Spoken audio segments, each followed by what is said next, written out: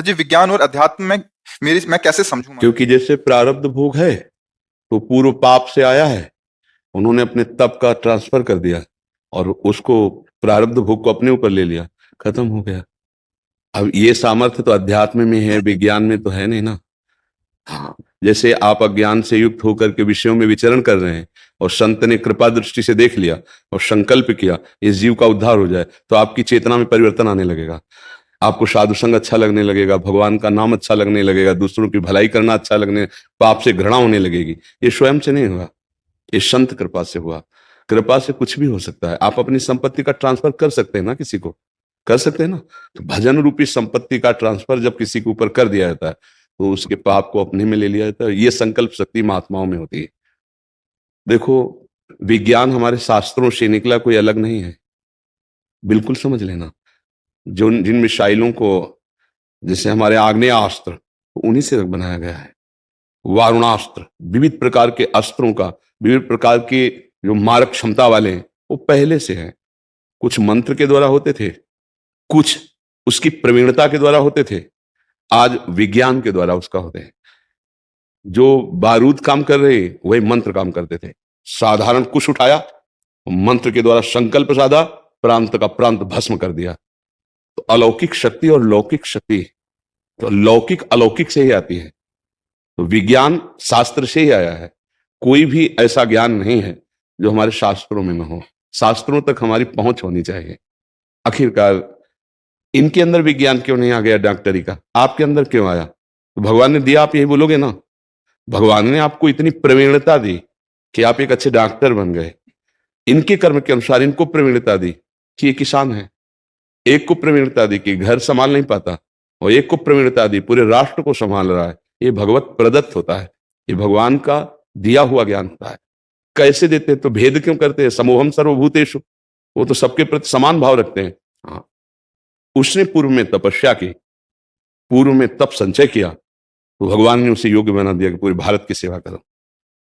उसने अपने पापों का संचय किया, तो भगवान ने दिखा दिया कि देखो तुम्हारे पाप का परिणाम है कि तुम अपने आप को भी नहीं संभाल सकते हो, खुद डिप्रेशन में पहुंच रहे हो। ये आध्यात्मिक को जब आप समझेंगे तो कोई आश्चर्य नहीं है, कोई आश्चर्य नहीं है।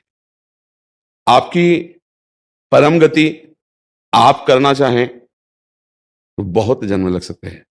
अगर कोई भगवत प्राप्त महापुरुष कृपा कर दे तो दिनों में आपको अनुभव होने लगेगा कि हम अध्यात्म की कितनी ऊंचाई पर चढ़ गए। कोई अरब खरबपति हमको अगर अपना पैसा ट्रांसफर कर दे तो अभी अरब खरबपति हो गए। ऐसे भजन का ट्रांसफर होता है। संतों का स्वभाव होता है ऐसा। बहुत हट करके जब कोई, तो फिर उस पर करुणा उनकी पहले तो टालते हैं, फिर करुणा प्रकट हो जाती है। भगवान अपने वचन भले विसार दें लेकिन भक्त के वचन पूर्ण करते हैं। ये हमारे भगवान का स्वभाव और प्रभाव है। कोई सृष्टि का ऐसा विषय जो व्यक्ति से संचालित हो रहा हो, आप विज्ञान के द्वारा प्रमाणित करेंगे? ईश्वर के द्वारा संचालित हो रहा है।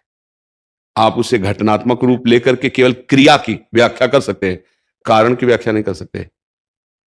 ज्वार भाटा आया, एक क्रिया है, क्यों आया तो उसको बताया ऐसे से ऐसे ऐसा हो, लेकिन ऐसा क्यों हुआ, उसका कारण बोलेगी ईश्वर।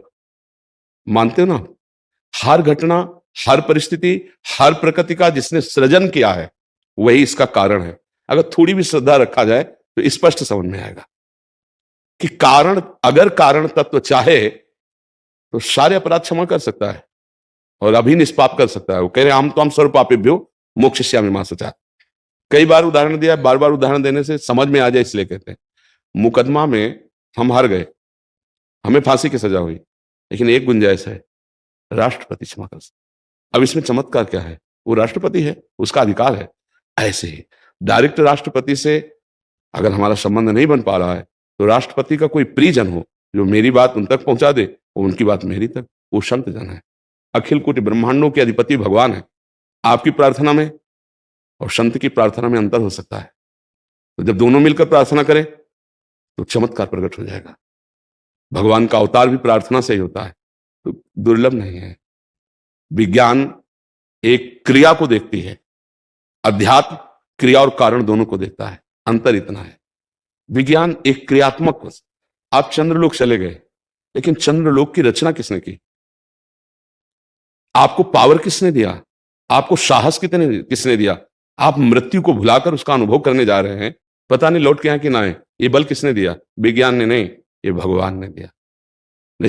आप सोचो, ऊंचाई से नीचे देखने में सैकड़ों ऐसे होंगे जिनको डर लगता है, उनको ये बल दिया कि पूरा ब्लास्ट भी हो सकता है, आपके छिछड़े भी उड़ सकते हैं, पता भी नहीं चलेगा कि आप कहां किस प्रांत में गिरे। और वो साहस का ये भगवान बल देते हैं। तो हमें लगता है कि थोड़ी भी श्रद्धा की जाए तो पता चल जाता है। जैसे आप डॉक्टर हैं, आपसे हाथ जोड़ के कहें आप बचा लीजिए, तो आपका एक उत्तर होगा, अगर थोड़े भी आस्तिक हैं, कि देखो मैंने जितना पढ़ा है, जितना मेरे में बुद्धि है, पूरा प्रयास करूंगा, लेकिन बचाना ना बचाना कहना पड़ेगा आपको ना। आप भी प्रार्थना कीजिए, मैं भी प्रार्थना करता हूं, प्रयास मेरा, लेकिन सफलता भगवान के हाथ। वही भगवान आदेश करे, कर्मण्येवाधिकारस्ते मा फलेषु कदाचन।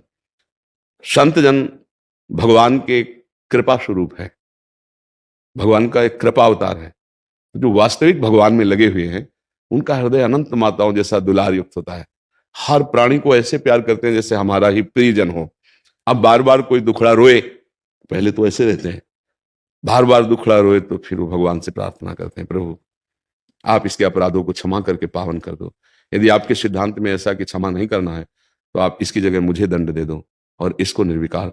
भला प्रभु ऐसा करने में क्यों संकोच करेंगे? तुम्हारे सिद्धांत का भी पालन हो रहा है और आपकी कृपा से मैं उसे सह लूंगा, इसको ठीक कर दो।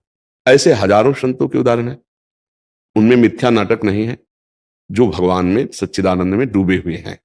हाँ, इस प्रकार का जैसे वो किसी सिद्धों में होता है जहां इसका लेना देना नहीं होता, ध्यान रखना, जहां सीधे डायरेक्ट आत्म प्रियता होती है, आप मेरे हैं, बस इस भाव से।